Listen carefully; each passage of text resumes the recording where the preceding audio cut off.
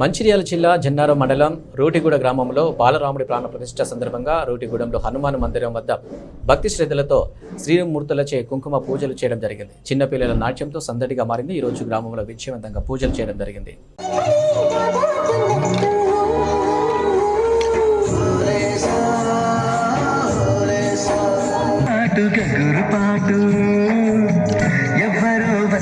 చూస్తున్నది గట్టు ఏమైనట్టు